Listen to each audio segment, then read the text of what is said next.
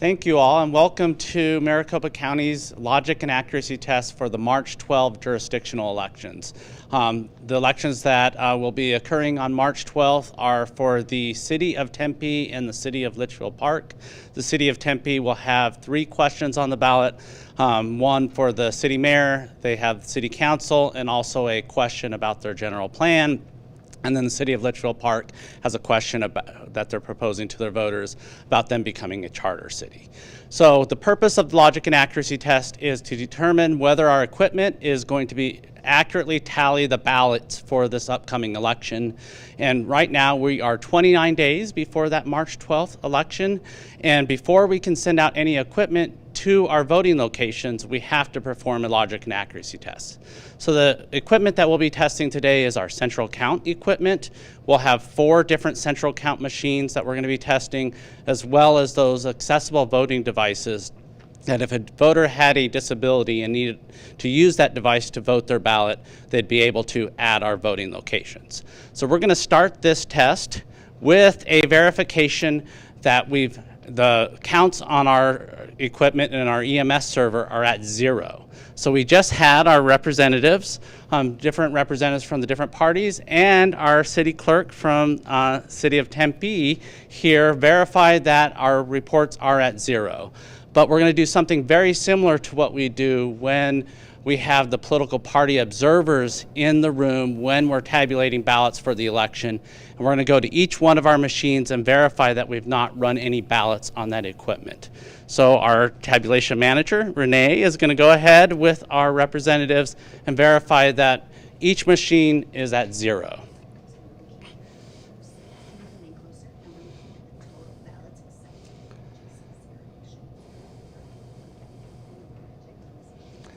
So they'll do this for all 4 of our machines that we're going to be using.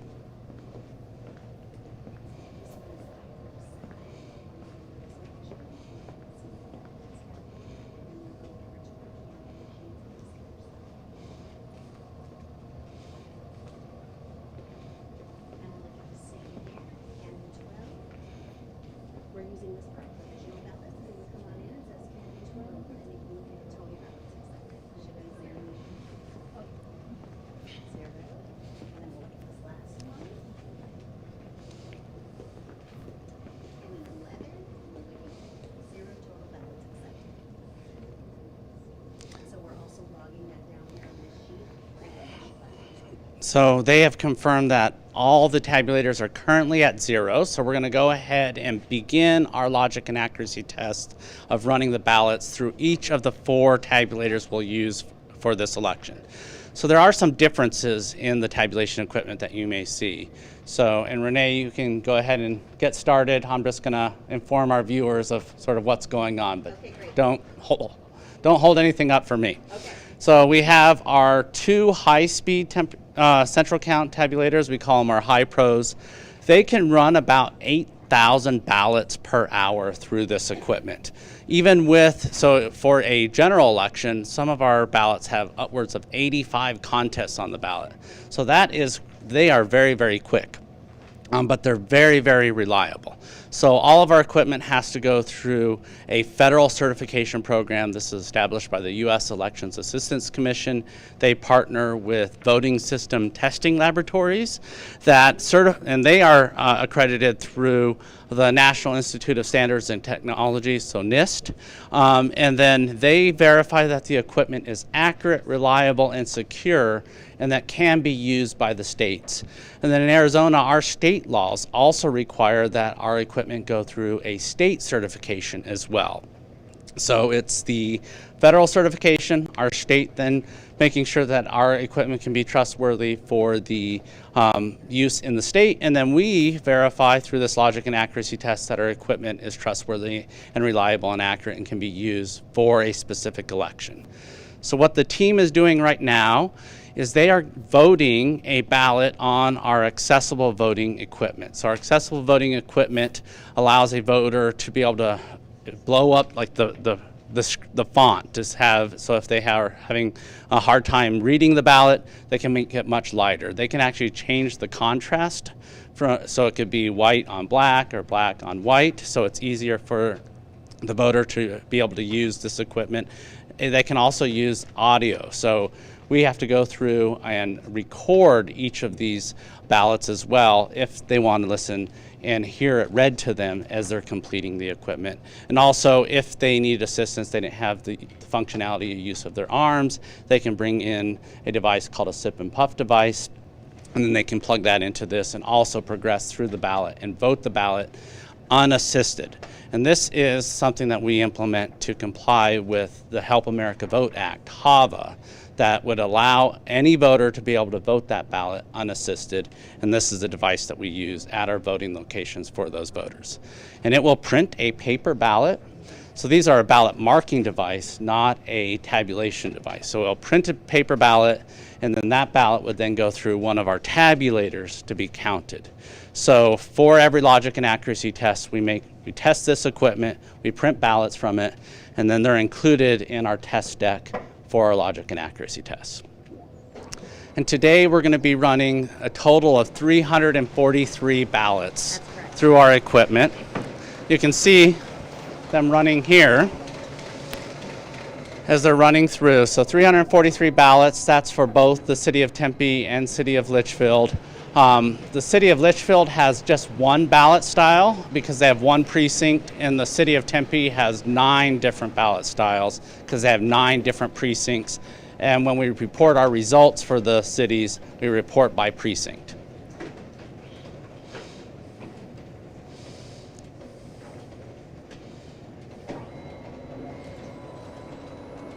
So as I was mentioning, these can tabulate about 8,000 ballots per hour. However, it's much slower than that during an election because they're completing lots of chain of custody document and logs. So because we tabulate ballots, so that would be 8,000 if we just took all the ballots and ran them through, and we didn't complete all that additional paperwork. We didn't separate the batches in batches of about 200. That's usually how they come to us from our early ballot processing teams. And because of all that extra paperwork, it cuts about the tabulation speed in half, so about 4,000 ballots per hour. And on these scanners here, also Central County equipment, they're about half as fast as our high-speed tabulators. So without any logging, they would count ballots at about 4,000 ballots per hour. When we add the logging, about 2,000 ballots per hour. So we have recently replaced some of our smaller scanners with these high-speed scanners, and we've purchased 4 extra high-speed scanners for this upcoming 2024 election cycle. And that is to try to be able to get more ballots through the process a little bit quicker. We're only logic and accuracy testing these 4 scanners today because the other 6 scanners are going to be used for the March 19th presidential preference election. So that's 1 week later than the March 12th jurisdictional election. So those voters in the cities of Tempe and Litchfield, because that's an all-mail election, so any of registered Republicans or Democrats in those cities, they're actually going to receive, and they're signed up for the active early voting list, they're going to have 2 ballots that they'll receive in their mailboxes. And the presidential preference election will have a yellow stripe on the affidavit envelope. The City of Tempe and City of Litchfield will have a red stripe on that affidavit envelope. I'm going to start the error code checking. Okay. Do you want to explain what we're doing here? This is actually an expanded test that we're doing for our logic and accuracy test this year. So I'm going to hand it over to Christine Deister. All right. So we are going to be checking to make sure that common errors to ballots produce the error code we expect. So the first 2 ballots I'm going to be running through will actually be accepted by the machine. One of them has red pen on it, which will actually show up as blank. Do not use red pen to vote. Please use dark ink, black or blue. And then one of them is a stained ballot, which will also show up as blank, as no contests are completed. So we're just confirming that our tabulation equipment can read these ballots, but will read them as blank. So Christine's going to... Will happen over here.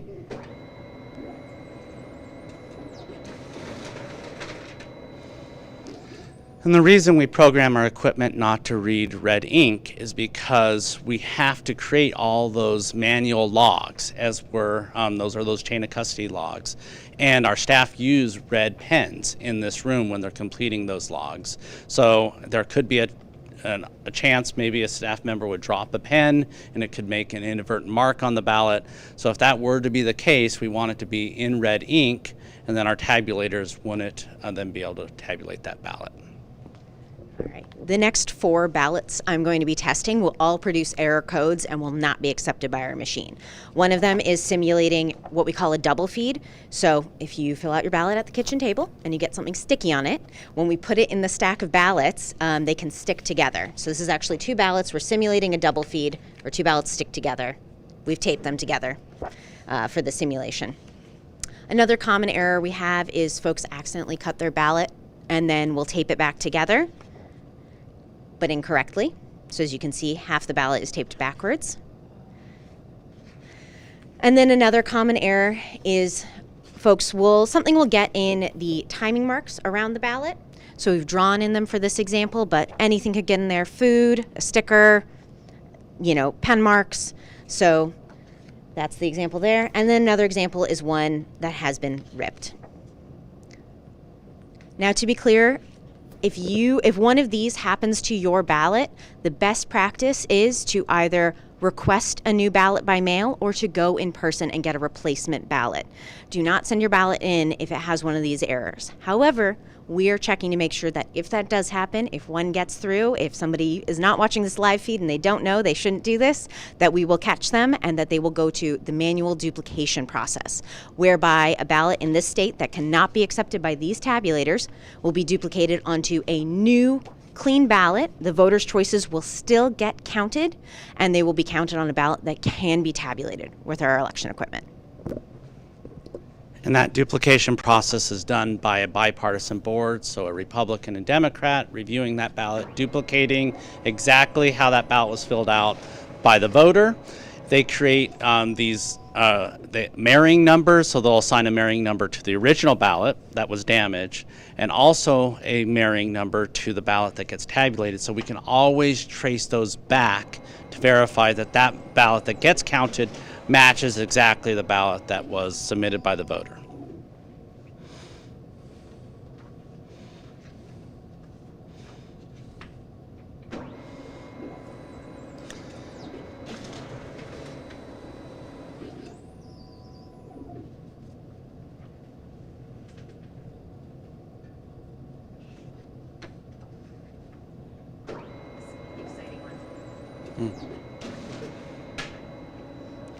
So this one was misfed, and you have to go to the back to get it.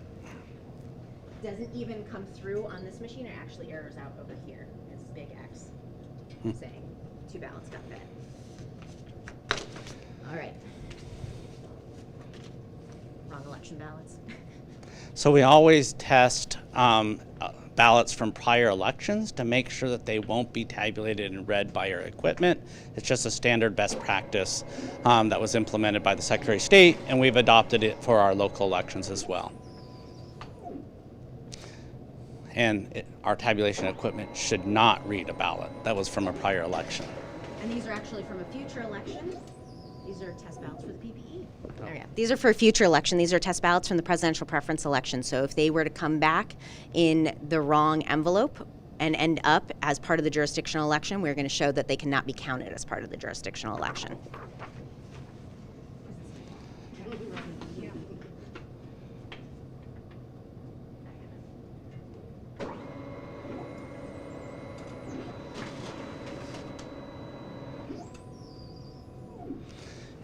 And you can see when this little screen pops up here, that's what alerting the operator that the ballot wasn't accepted. Can you even view the ballot to see what the error is? See that this isn't a ballot for this election. That's our error code checking. So we're done with our error code checking. Now we're going to be heading to something called electronic adjudication.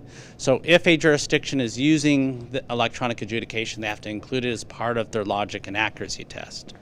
And so electronic adjudication happens when a voter may fill out a ballot and their voter intent isn't very clear.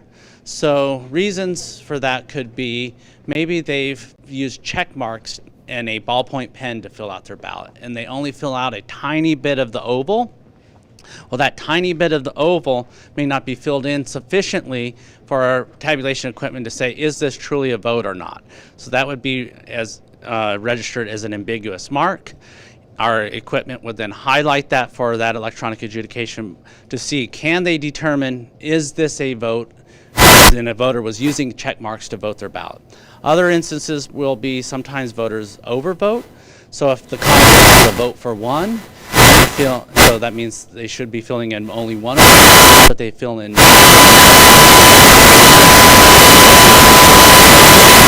Our equipment would count as an overvote. That'd be reported on as well.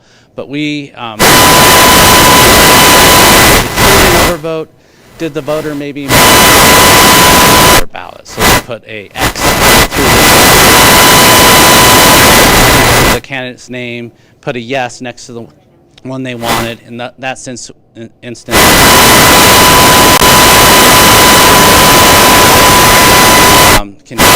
If they can do see vote.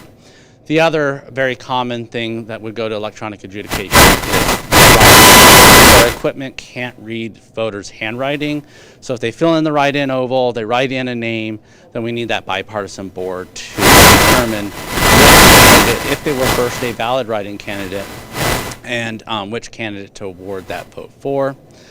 Every action that our electronic adjudication boards take is logged within the system. It's actually placed an audit mark on the back side of the ballot on a separate PDF that goes along with the ballot, and then they complete manual logs of every action that they're taking. And after every shift, they will review those manual logs that they complete with the system-generated logs. So here's an example of a write-in. So they put in the write-in here, and then they write in candidate. So then we can look to see, is this a valid write-in? So there's only currently one valid write-in for this election.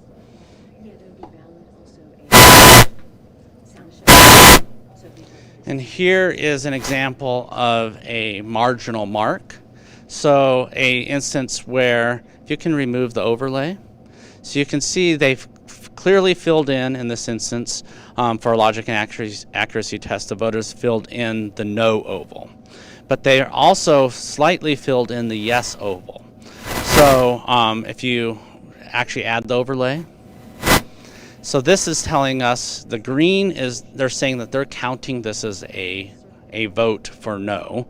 The yellow is saying there's enough of this oval filled in for, we need our adjudication board to look at this contest. And then they together would make a determination whether this should count as an overvote, whether it should count as a vote for no, or is there something else. So in this situation, they would determine this is a vote for no. And because that yellow bar on the yes it's yellow, it's an ambiguous mark, it's saying it's not counting that oval, they'd go ahead and accept this, and they wouldn't actually need to make any and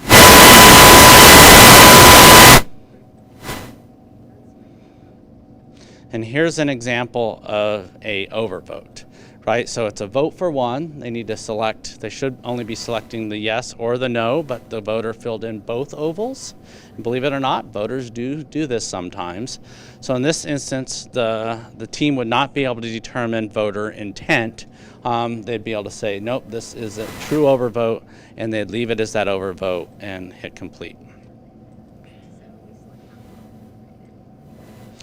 And this looks to be an example of a ballot, right? So the reason why complete ballot the voter don't end up circle doesn't end up entering the oval in any way, or that target area that the so they need to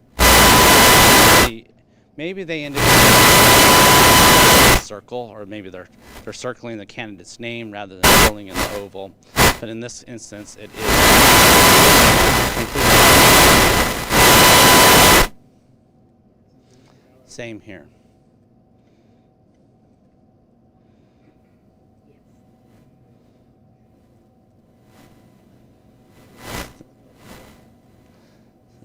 Example, this was they voted more than 3, right? And they filled in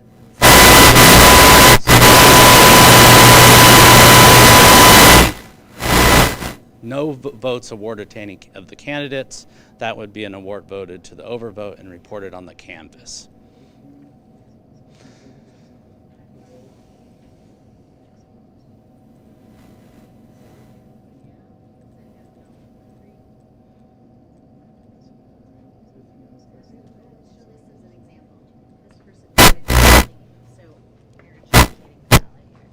Oh.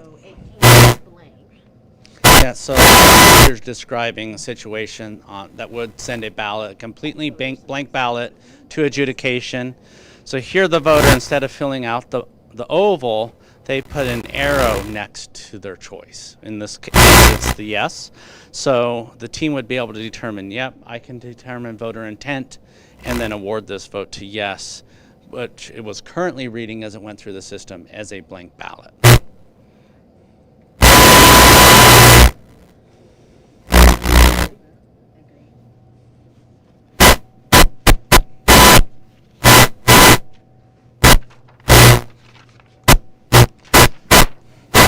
So during the election, these are examples of the logs that education boards would be completing.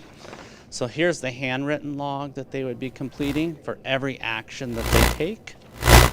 And then here would be the system generated log. And at the end of their shift, the bipartisan boards will review this handwritten log with this system generated log to make sure that they match.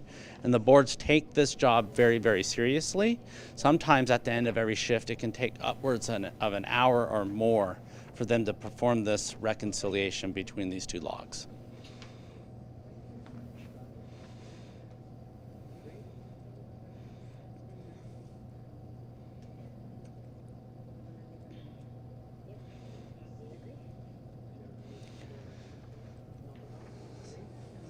So some common myths about our tabulation equipment. So some people say that our equipment is connected to the internet, and our equipment has never been connected to the internet. And one of the ways that people can see that is through these wires that we have. So these are exposed racking that you can trace every piece of,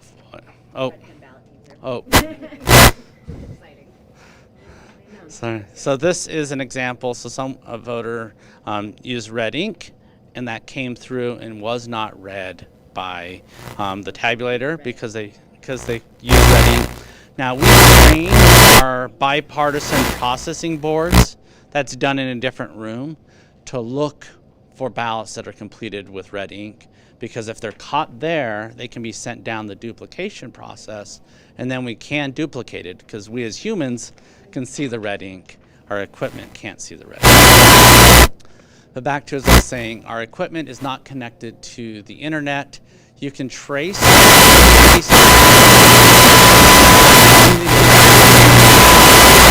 racking all the way to the secure server room, right, and trace those here. And none of the equipment then would be able to access the internet. It's all a closed room. This server room is very secure. There's only 4 individuals in the entire department that have access to this equipment. So this was part of, so as Christine was showing, this is one of the stained ballots. So it was able to be read by the equipment. Is this one blank? Didn't make any marks. So it did exactly what we were expecting. There was no marks to be read. There was no ambiguous marks.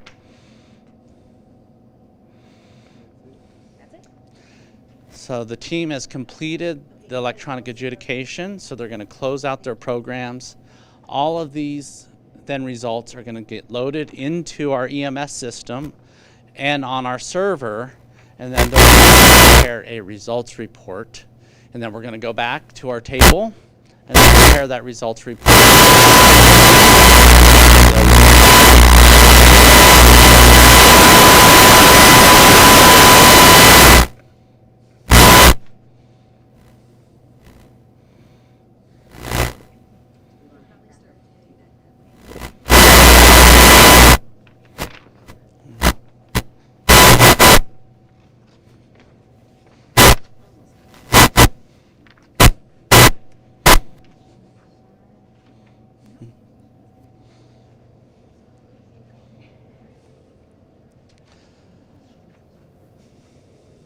I think we're going to go back to the table where we started for the comparison.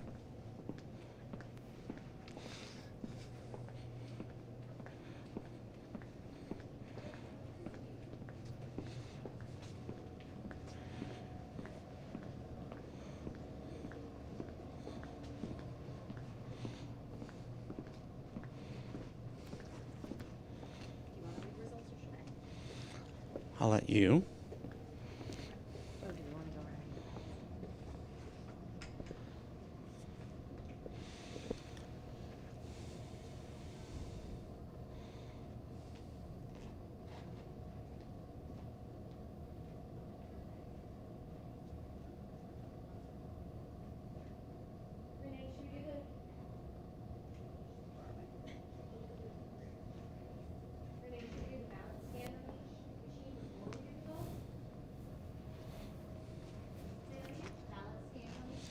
So while we're waiting for the results report to come, just wanted to highlight, so this is the log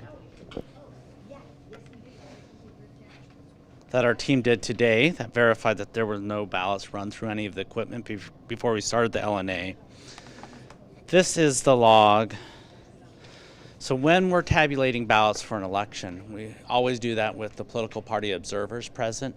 And it's actually, and those aren't our staff members, those are appointees by the political parties. So they will come in and we have them at the beginning of every shift and at the end of every shift fill out something similar, but it's on a golden form. So they'll walk around with our staff members. Our staff members will have to enter their secure passwords to log into the equipment, and they verify that no ballots have been counted on the equipment at the very start of our tabulation. Then every shift thereafter, they're verifying that the numbers match all the way throughout the process. So with that, are we ready? Okay, so they're going to go verify the numbers before we review the reports. Do you want to read results or should I?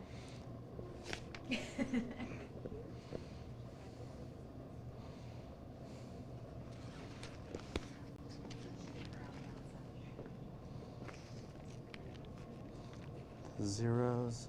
Yeah, we got. They didn't initial the zero reports. Oh, Initial yeah. the zeros. We'll get them to do that at the end.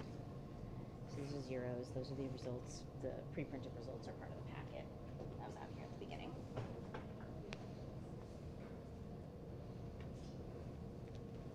So many items.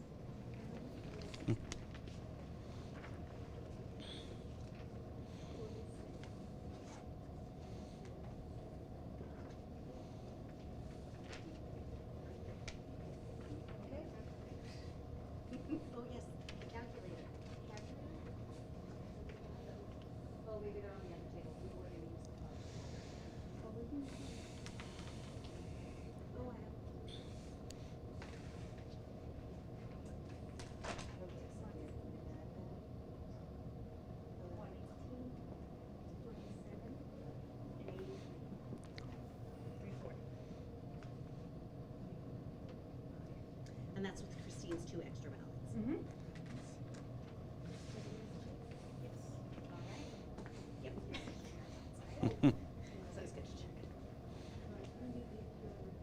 Okay. I'll go first.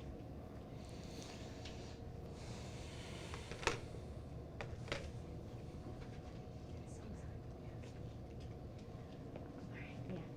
two party representatives up there. Oh, yes.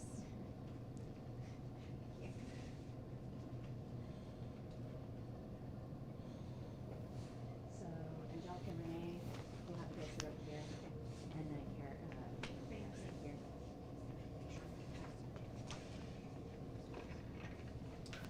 And here, I'll have you sit here, so you have your results as part of the packet that you were given.